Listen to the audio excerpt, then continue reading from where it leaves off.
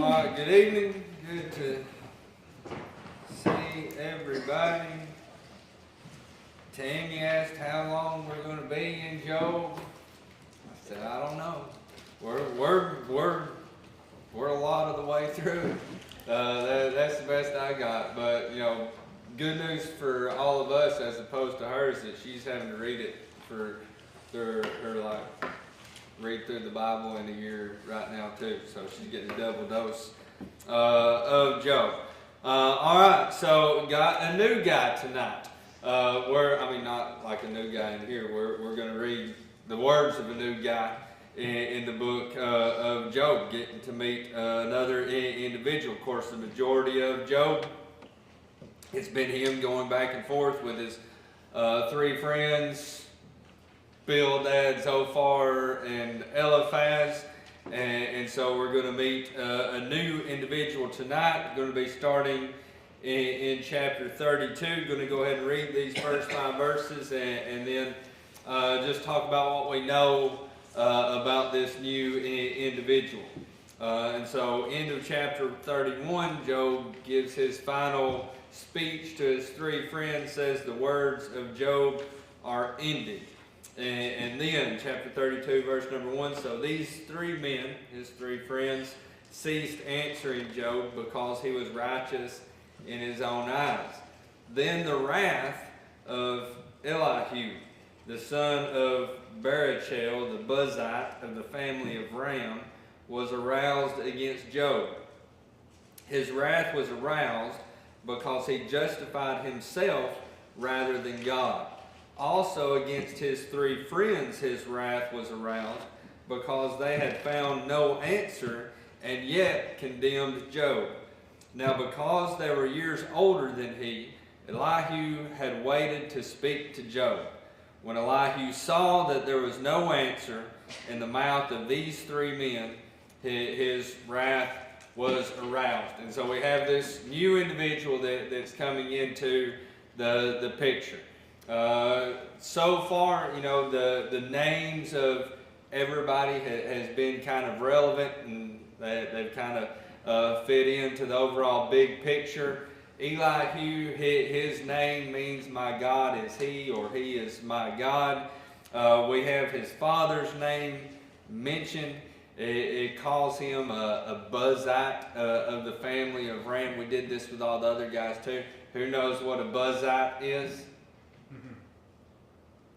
Neither would I have had I not looked it up because I was curious, and still didn't really learn a whole lot. Of course, we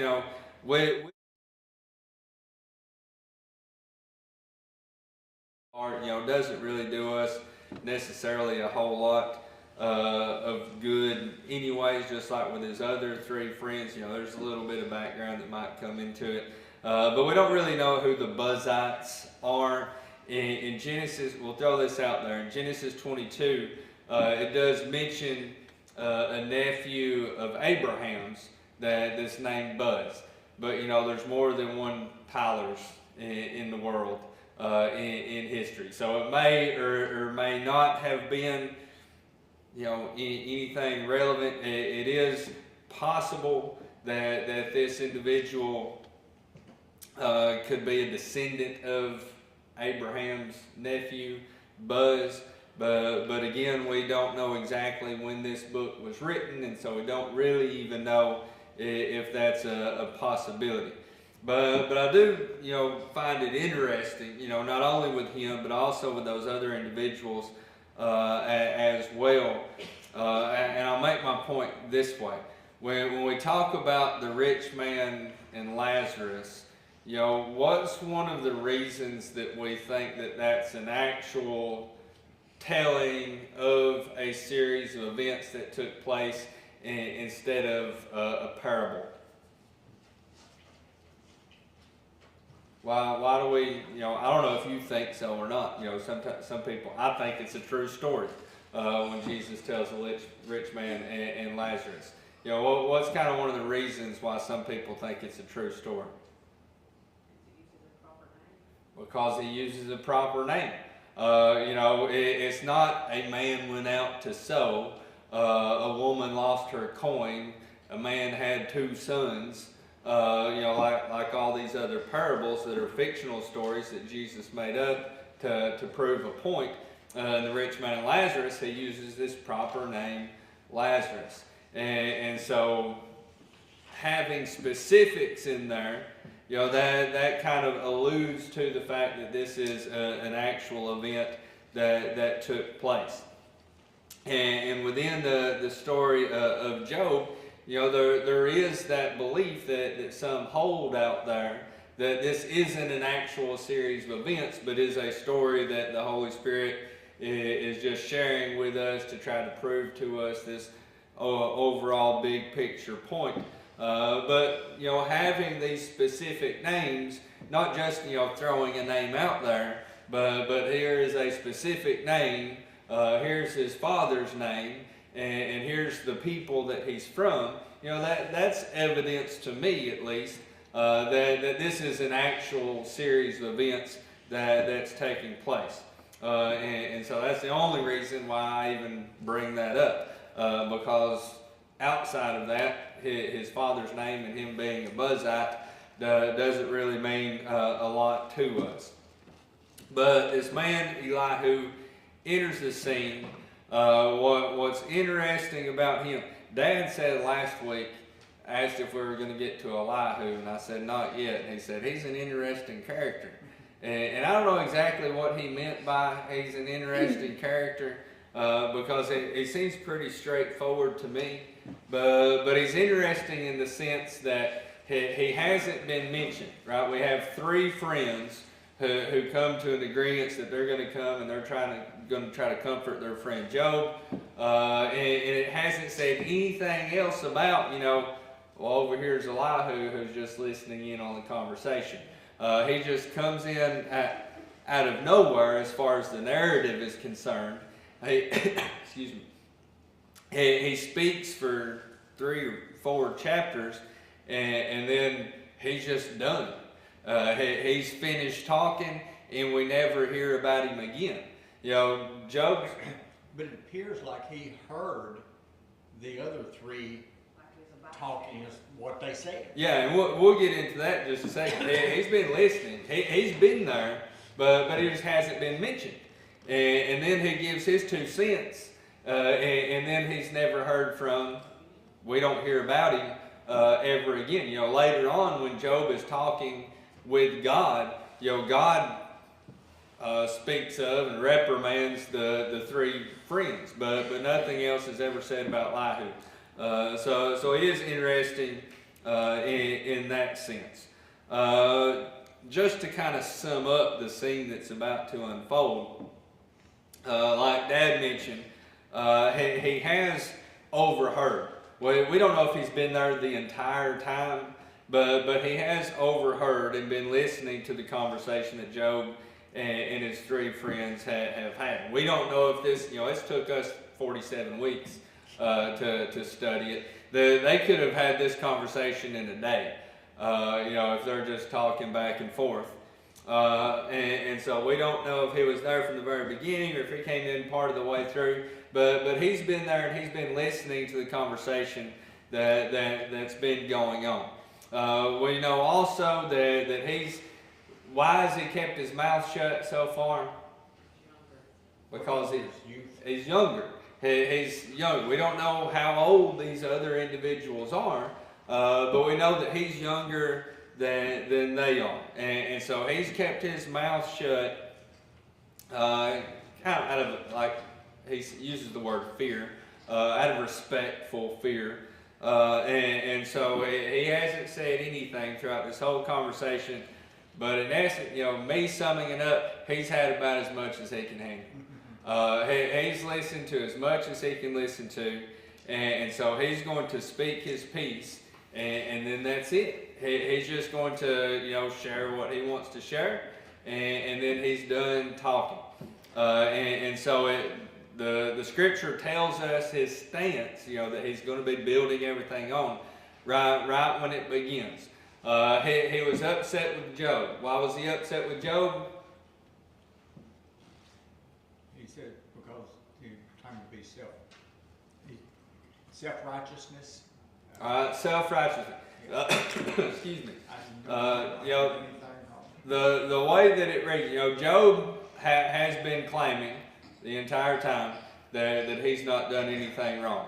Now we know that Job isn't perfect, but you know, he's saying that this wrath that he's a victim of isn't justified.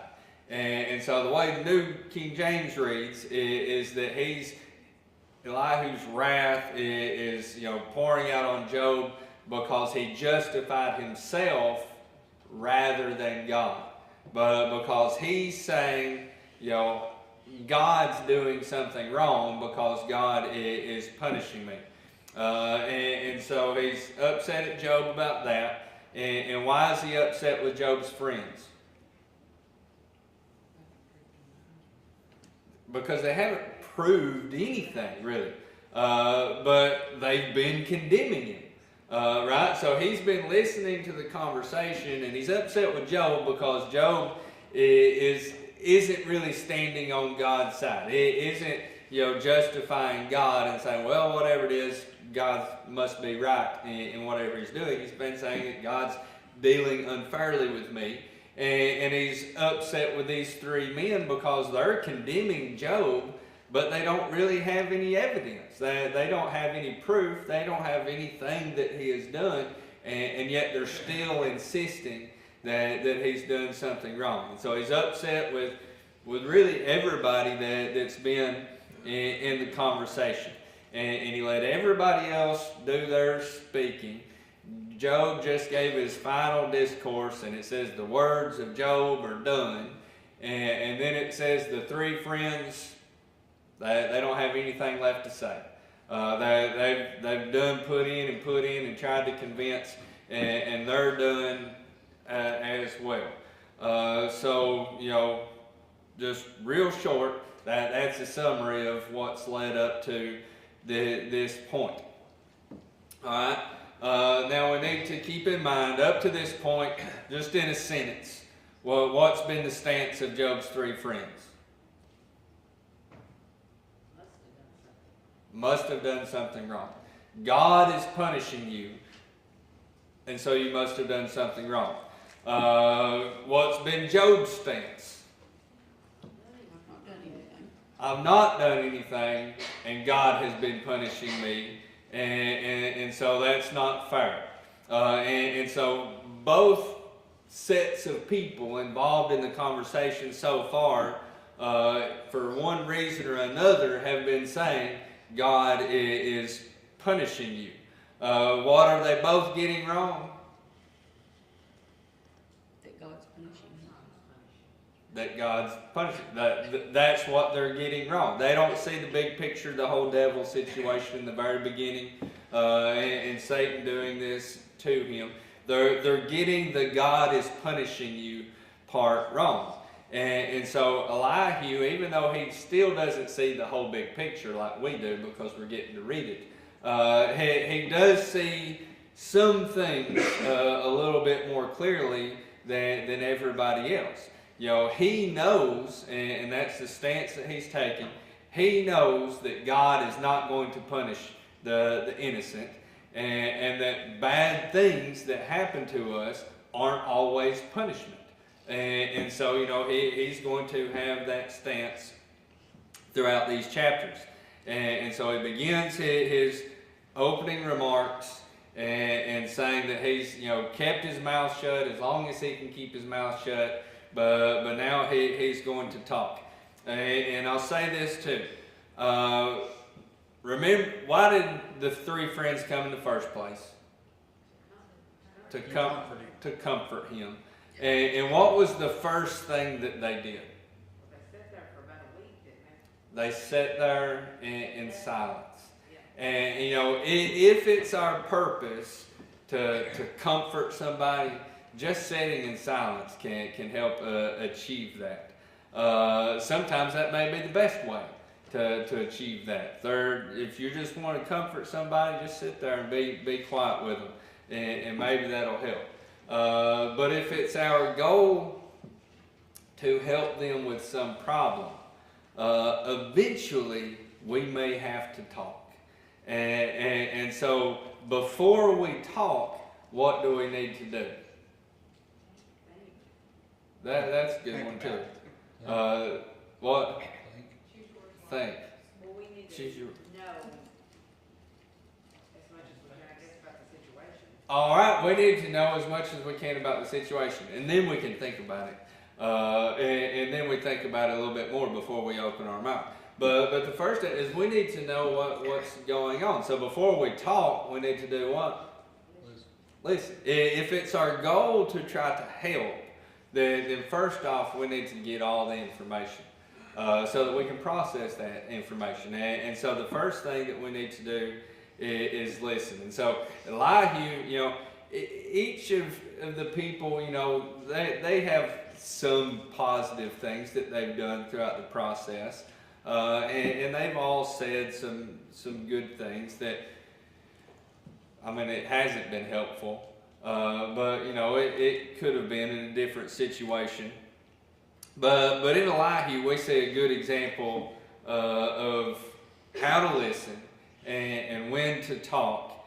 And so, we have that good example in him anyways. And so he is younger than everybody else. He says, out of respect, he's kept silent. And in verses 10 through 13, that's where it says, therefore I say, listen to me. I will also declare my opinion. Indeed, I have waited for your words. I listened to your reasonings while you searched out what to say. I paid close attention to you, and surely not one of you convinced Job or answered his words. He's listened, and he's listened carefully, and he's analyzed the situation. If we go on down, let's see, on down to verse number 17, I also will answer my part. I too will declare my opinion, for I'm full of words. The spirit within me compels me. I've just got to say something.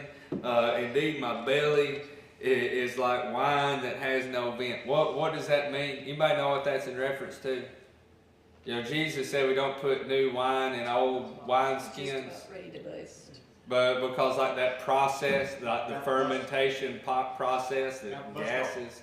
Yeah. Too much inside, gotta get it out. You put them in an old wineskin that's not flexible, then it'll bust open. So he says, I'm about to bust open. I've got to say something. And so I've got the words to say. They're within me. And I've been listening. I've been paying close attention. I waited for all the older people to quit talking. But I just can't hold it in any longer. We're not going to read all of this. We'll talk something about what he says. Should wisdom come with years? Should. Yeah, sure. Should. It should. Right? It should come, we should get wiser when we get older. Does it always? No. And that's one thing. And maybe it does in some ways and not in other ways. Maybe in a specific situation, you have all sorts of wisdom, and in another situation, you don't have that wisdom. And so, it seems as if he was kind of thinking that these older guys are going to work it out. They're going to have wisdom. They're going to be able to figure out what's really going on and be able to help Job. But like back up in verse number 9, great men are not always wise, nor do the aged always understand justice. And so he listened. Well, have they been right or wrong? Everybody's been wrong so far. And so they're not right. He's listened, and he's going to set them straight. Chapter number 33, he begins with exposing the flaw in Job's argument. And now, Dad, why do you think he's an interesting character? What do you mean by that? Well, I guess just because I think he's been there the whole time. Yeah. And I mean, he reveals that has been patient, and he's been in. I mean, I see exactly. I mean, he says he's been there. He says he's been listening. It's just that he. You just think he's interested. Huh? All right. Well, he is interested. He's interested in me because. And I had no knowledge of him until I read through myself. You know, I didn't know he was in there.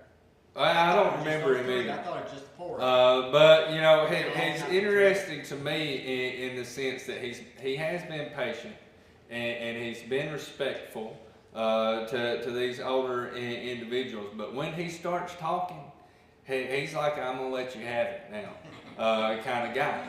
And I really like him. And he starts off nice. Landon had our scripture reading. Please, Job, hear my words and listen to all my words. I open my mouth and my tongue speaks, and my word comes from an upright heart, and my lips utter pure knowledge. The Spirit of God has made me, and the breath of the Almighty gives me life. He's giving credit to God for whatever it is that he has, and he's asking Job to listen. But by the time we get down in verse number 8 is where he really starts to expose the flaw in Job's argument. He says, "Surely you have spoken in my hearing, and I have heard the sound of your words saying." So he's just saying, this is what you've been saying, Job. Sometimes when you're trying to help somebody out and they're telling you their problems, well, what's a real helpful thing to do? Just repeat. Yeah, let me get this straight. That's that phrase that you're supposed to use. So let me get this right, just so we're on the same page. What you've been saying is, if you're in a fight with your husband or wife, and you say, "Now what you've been saying is," so you know you're on the right page. And so that's what he does. What you've been saying, Job, is, "I'm pure, without transgression. I am innocent, and there is no iniquity in me.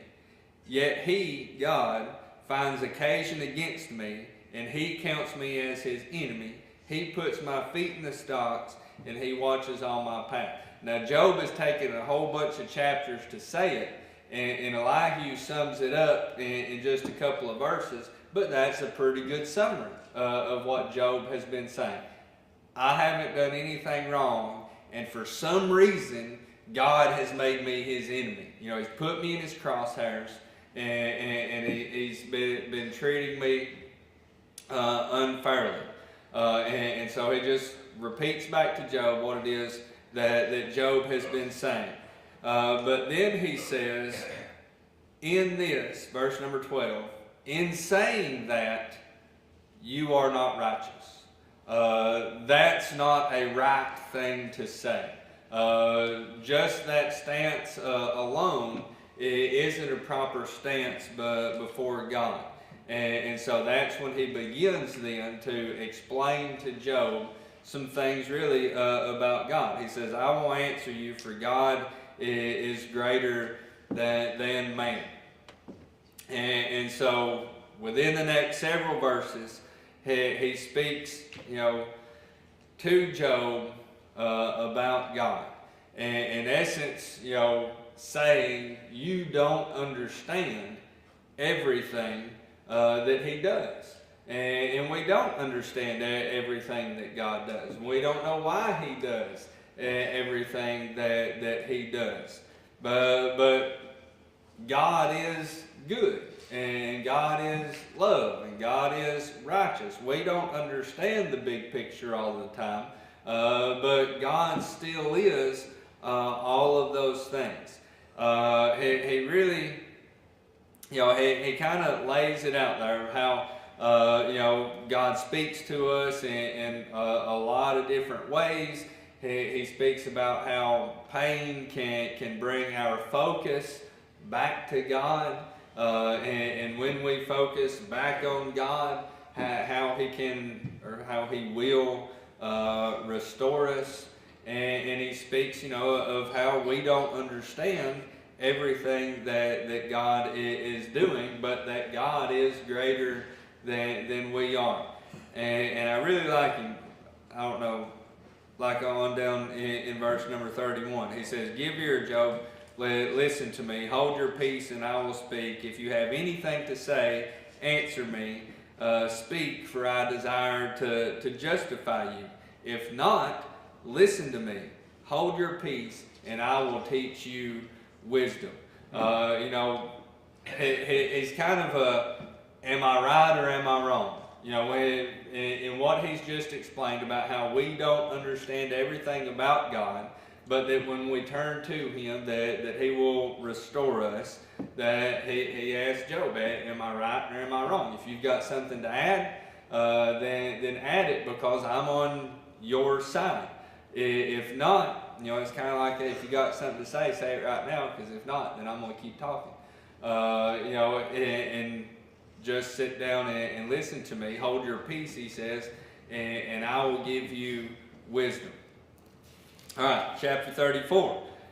He goes on, still, not only with Job now, but then also with the three friends. He says, "Hear my words, you wise men. Give ear to me, you who have knowledge." He's addressing all four of them at this point. And it really, he says, "For the ear, you listen to me." He says, "For the ear tests words like the palate tastes food." Just listen to what I have to say and think about it and see if I'm not right. We can hash all of these things out as we speak about them. He says, "Let us choose justice for ourselves and let us know among ourselves what is good." Up to this point, Job has really been, I'm going to say, riding this fine line. He's really been right on the edge. But because he has been, he's proclaimed the power of God, he's proclaimed the knowledge of God, and he's held true to those things and God's justice and so forth. But at the same time, he's been saying that God's been unfair. And he's questioning why. Maybe God doesn't have all the information, but then he's saying that God knows everything. And so he's been riding this fine line. Even got to the point last week where he was comparing, the mercy that he had shown in the past to God's lack of mercy in his situation, kind of suggesting that he had shown more mercy than God is willing to share. And so Elihu is kind of responding to all of these things that took place within that conversation. He says, "For Job has said, I'm righteous, but God has taken away my justice. Should I lie concerning my right? My wound is incurable, though I am without transgression." That's what Job said. And he asked this question, what man is like Job, who drinks scorn like water, who goes in the company of workers of iniquity and walks with wicked men? For he has said, it profits a man nothing that he should delight in God. Well, what is Elihu saying in that? Think back to some of the conversation that Job has had. He said, I've done everything right, but what's happening to him? He's not profited. Right? This is what Elihu's saying. You haven't put it in these words, Job, but you're keeping you're saying the same thing that non-believers, that workers of iniquity would have. And what you're saying is there's no profit in being faithful to God. That I've been faithful to God and God is punishing me. And that there's no profit in being faithful to God. And so he's calling Job out. Even though you've been saying, God is all of these things, in reality, one of the things that you've been saying is that, he rewards good and punishes bad, but in reality, he punishes good.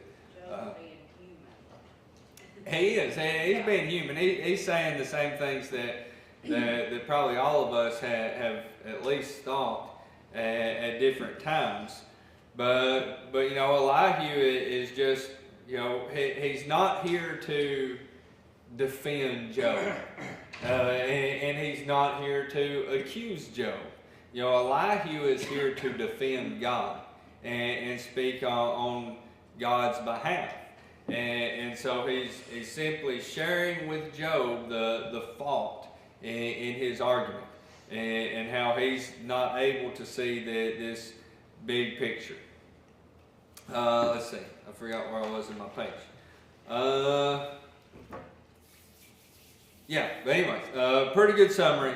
Of course, Job used a lot of words, but he's presented that idea that, kind of, if this is the way that God treats the faithful, what benefit is there in being faithful?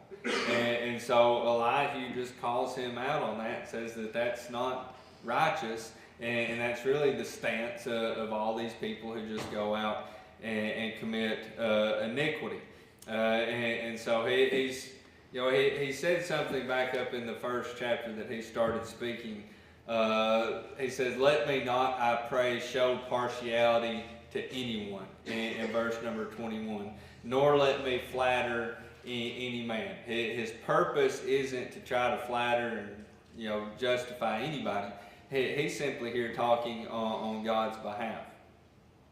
And so we've tried throughout this study to see the things from the perspective of each of these individuals, and the friends.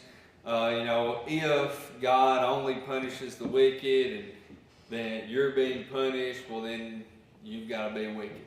That's kind of the way that they're seeing the picture. Job's seeing it like, well, if God only punishes the wicked, but I've not been wicked, then God's being unfair. And so we had talked about like math equations in here one point in it. Elihu just sees that there's a flaw in this equation.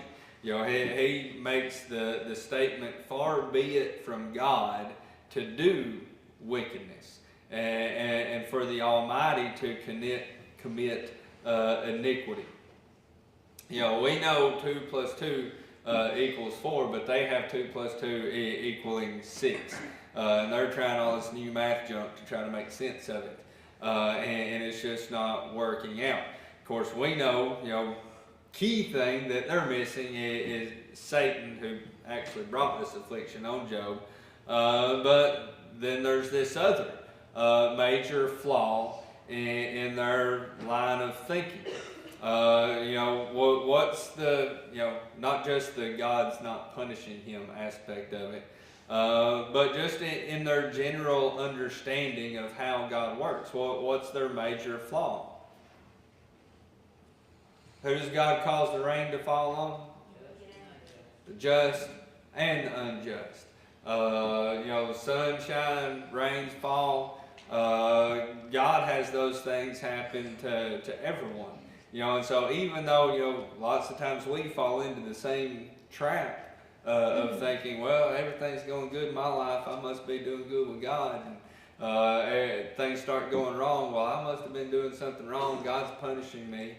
We fall into the same trap that they have found themselves in. But that's not the way that God works. And so Elihu understands that a little bit better. And he, sees that, hey, maybe God's not punishing you, Job. That's one thing that nobody has said so far. Everybody has been in agreement that God is punishing Job. And so everything's not adding up. And Elihu finally says, hey, what if God's not punishing you? And so Tammy keeps opening her mouth and then stopping. You want to say something? Well, I think they're trying to, I forgot my word. Reconcile. God is in control. We all know that he's in control. So if I do, I think we all kind of think like this. As long as I do right, play by the rules, then everything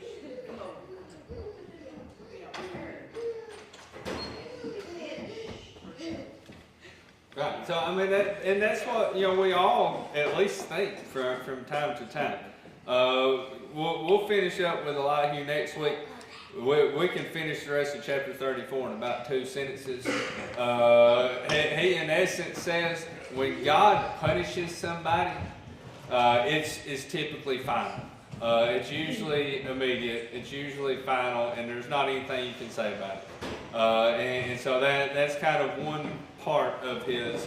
Maybe God's not punishing you, because if God was punishing you, it'd probably be a whole lot worse than what it is. All right, we'll end right there.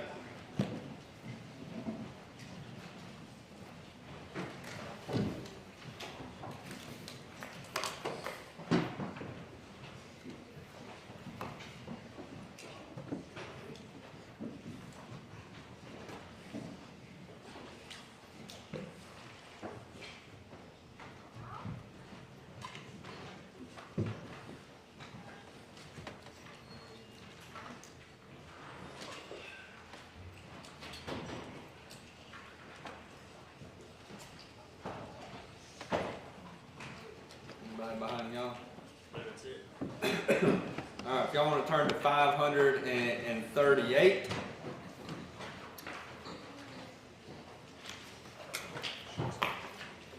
Yeah, so somebody said something a minute ago. Job's human. He's just like everybody else. We're just like Job, because we're all people. Sometimes we struggle. Sometimes we have struggles. Sometimes we get so wrapped up in our issues that we begin to question whether or not God is on our side. We had an individual come into the account of Job tonight that's going to remind him a little bit about God. We start questioning whether or not God is on our side. We have the words right there in our Bibles in red. Mine's blue, but I will never leave you or forsake you. Sometimes we need someone or something to remind us of that. And so, he is here.